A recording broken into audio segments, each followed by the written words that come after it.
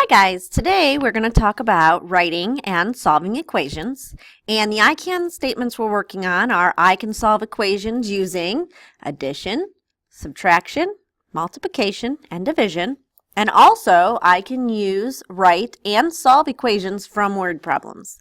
And today we're really just going to focus on that first I can statement, and when you come into class tomorrow, we're going to talk about how we apply this to word problems in real-world situations. So let's begin by thinking of an equation as a balance. That equal sign tells us that both sides are going to be the same. And as we talked about in class when we were trying to test if a solution was an actual solution to a given equation, it was if, when I plugged it in, both sides of the equation ended up having the same values. So if I want to put 20 pounds on one side of a balance, I also have to put 20 pounds on the other side to keep it equal or in balance. If I add weight to one side, I have to add it to the other side in order to maintain that balance. If I subtract from one side, I have to subtract from the other side as well to keep that balance. So if I add weight to one side but not the other, I create an inequality. And you'll see one side weighs more than the other, so my equation is no longer in a balance. It's an inequality. One side's bigger. When I want to solve an equation, I continue treating them like a balance, and I imagine that the equal sign is the middle of the balance. So if I want to keep this side here and this side here in balance, whatever I do to one side, I have to do to the other. So I'm going to think to myself, what number can I subtract 16 from and get 45? Now, if I'm taking away from the original, that tells me that this n here, this unknown or missing value, is going to have to be bigger than 45 because I'm taking away from it to get 45. So the problem in this equation is that I have that minus 16. That's stopping me from figuring out what n is. So in order to do that, I'm thinking of it like a balance. I'm going to solve this equation by keeping both sides balanced, which means to get rid of that minus 16, I'm going to have to add 16. Because what do I have here? Minus 16 plus 16, that's an example of additive inverse. So when I do that to the left side, I also have to do it to the right side to keep that balance. So I know now that n equals 61. Once you solve an equation, and what I'm expecting to see from you when you have an equation, n minus 16 equals 45, you need to show the work of what exactly are you doing to both sides of the equation.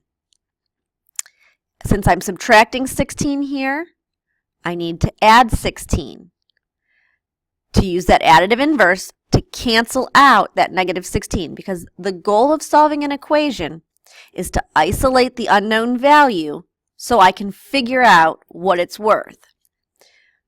Well, if I subtract 16 here, this makes 0, and I'm left with n. If I add 16 to the left side, I also have to add 16 to the right side, and that's where I got that 61. In order to get full credit, though, you need to not only show the work that you do with the correct solution, you must also substitute that solution back into the equation to check your work.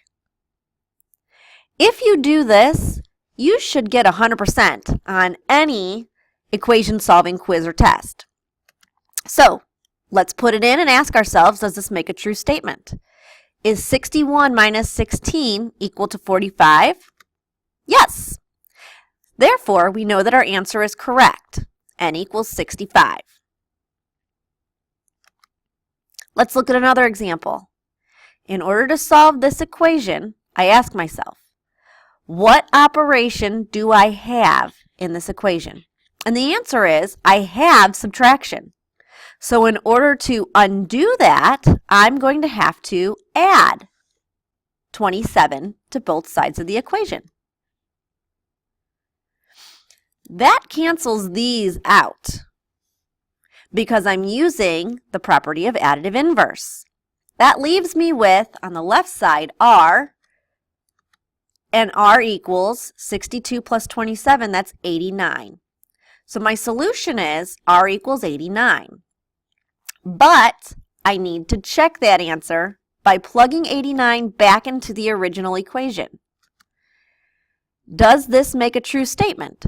Is 89 minus 27 equal to 62? Yes. Therefore, we know that our answer of r equals 89 is correct. Look at this equation now. What do we need to do differently when solving this equation? In this equation, we have that we are adding 18. So in order to solve this equation, we're going to need to subtract because we need to use additive inverse. We got to get k by itself. So we're going to have to subtract 18 from both sides. These 18s, plus 18 minus 18, that's an example of additive inverse, so that makes 0. And it leaves us with k equals 46 minus 18, 28. We're not done. In order to get full credit on these problems, we're going to need to check our answer by substituting the solution that we found back into the equation and ask ourselves, is this true? Is 28 plus 18 equal to 46? Yes. Try this example on your own. Pause the video and work out this problem in the work section of your WSQ.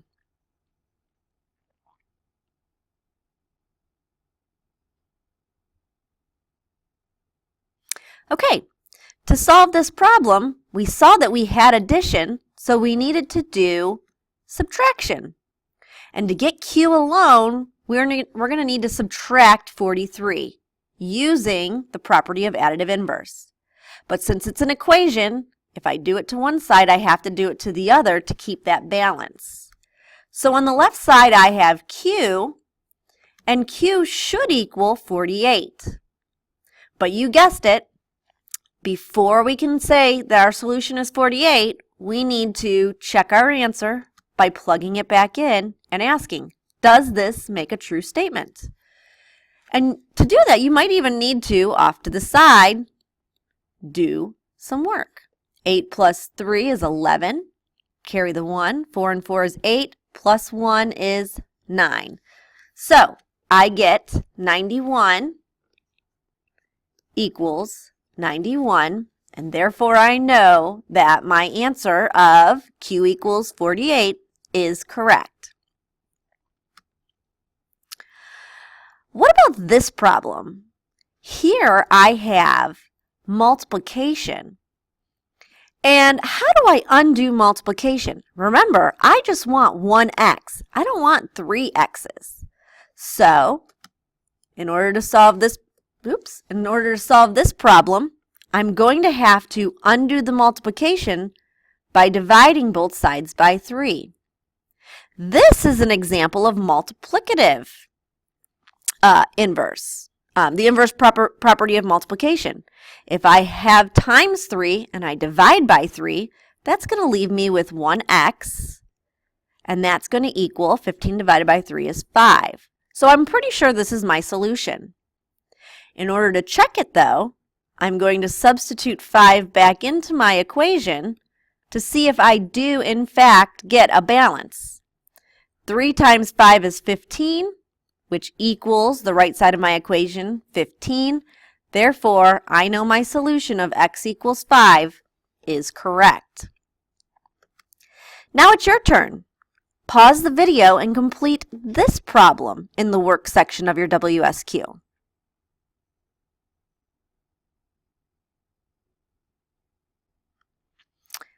In order to solve this problem, you have multiplication, so you're going to need to get rid of that 6 by dividing both sides by 6. These 6 divided by 6 gives you 1x, which is good because that's what we want, to get x by itself. 42 divided by 6 is 7. But before I can say I'm done, I need to go back and check. 6 times 7 equals 42. And what is 6 times 7? It's 42. So, since the left side equals the right side, I know my solution of x equals 7 is correct. Now, let's look at this problem. Here, x is being divided by 4.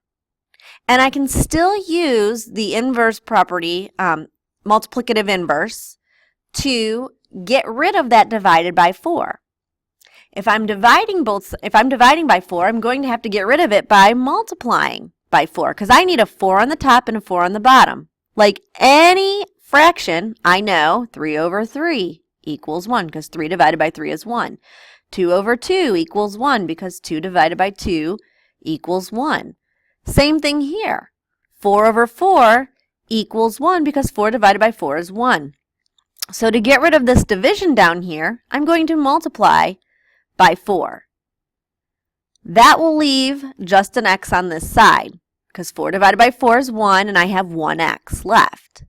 But if I multiply on one side, I'm going to have to multiply by 4 on the other side. 3 times 4 is 12. Before I can say I'm done, though, I need to go back and plug 12 into my equation to see if I get the left and the right side to balance. So I ask myself, what is 12 divided by 4? The answer is 3. That equals my right side, so my solution, x equals 12, is correct. Now it's your turn. In the work section of your WSQ, complete this problem. Pause the video while you do your work.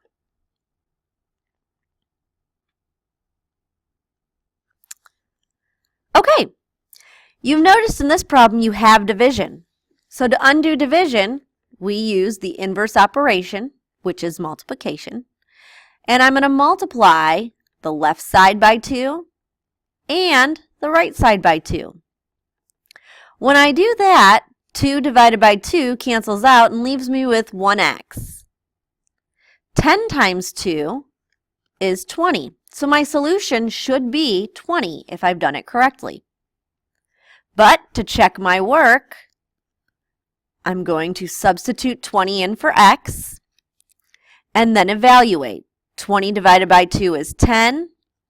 That equals 10. So my solution of x equals 20 is correct. Now it's your turn. On the next slide, you're going to see a couple of problems. Complete each of these problems in the work section of your WSQ. But don't forget to complete a summary and ask a question at the end. We are done with this lesson. Show all work in the work section of your WSQ and don't forget to show how you're checking your solutions to make sure you're correct.